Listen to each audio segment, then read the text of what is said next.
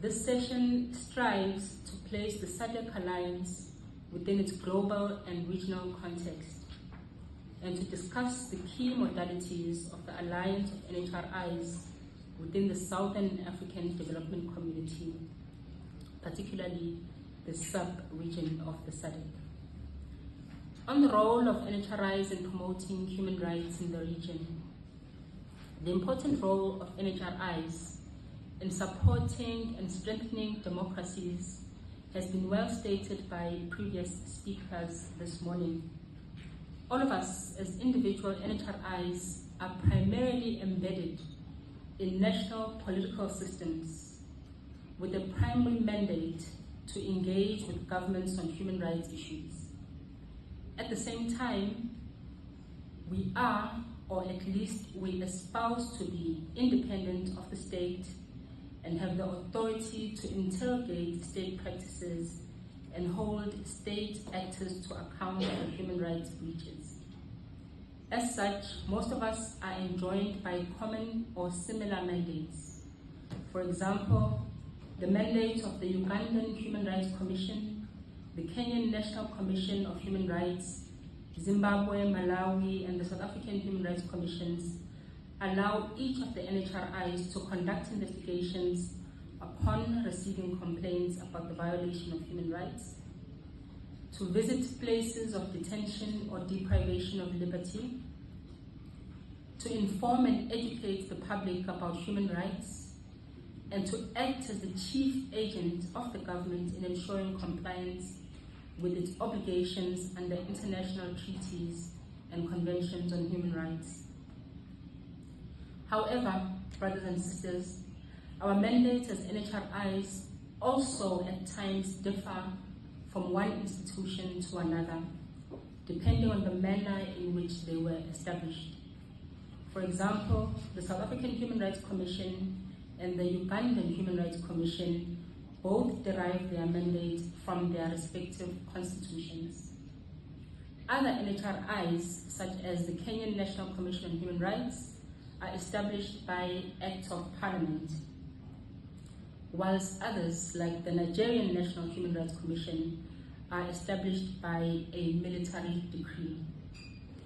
Notwithstanding any differences in the scope of our mandates, NHRIs are expected to be attuned to local priorities and concerns and to operate with an awareness of local politics, religions, customs, and cultures. At the same time, as NHRIs, we play the unique role of forming a bridge between international treaty obligations on the one hand and domestic practice on the other hand. We are often information providers to both international actors on the state of human rights domestically, as well as to domestic mobilizers and legal systems.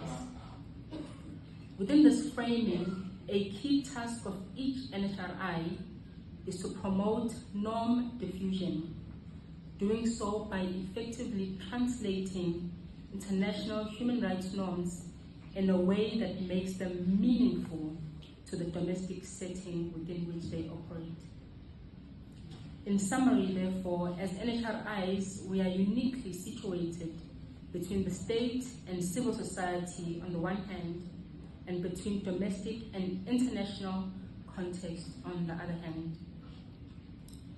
Within this conception, each NHRI is accountable to the domestic and international human rights communities simultaneously, particularly to victims of human rights violations and or their representatives.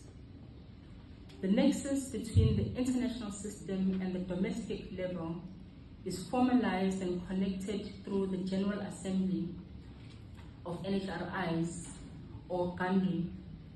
GANRI, which was established in 1993 as the International Coordinating Committee of NHRIs, is charged with coordinating a network of NHRIs at global level through formal recognition, support, capacity building, amongst other functions.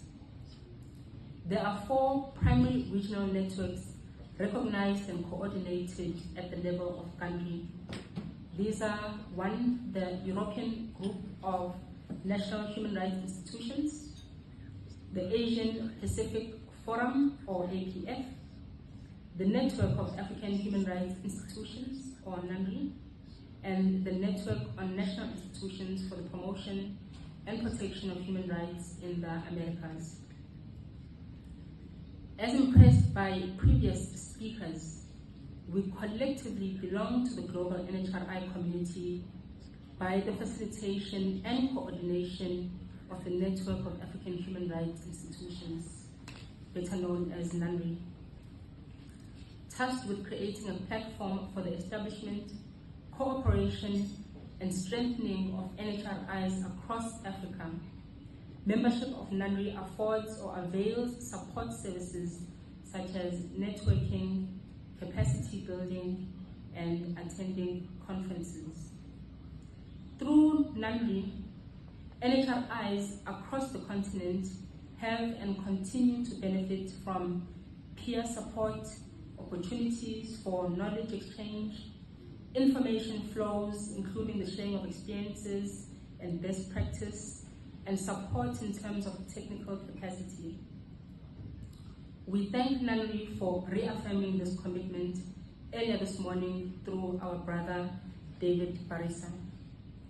In addition to NHRI, there are 4 existing sub-regional networking associations or groups of NHRIs, namely the Association of NHRIs of the East African Community, the Economic Community of West African States, or ECOWAS, the Association of North African NHRIs,